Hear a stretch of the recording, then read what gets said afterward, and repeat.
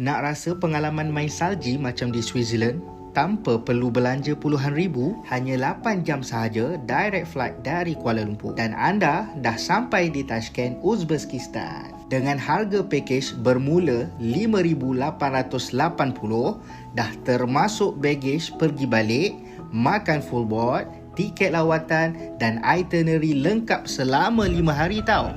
Kita akan terokai bandar bersejarah seperti Tashkent, Samarkand dan Bukhara.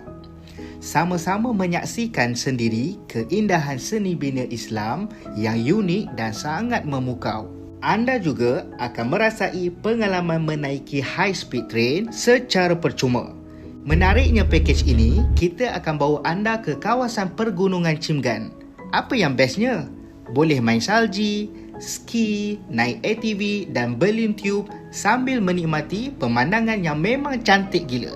Tips, waktu terbaik untuk ke Uzbekistan adalah dari November hingga Februari.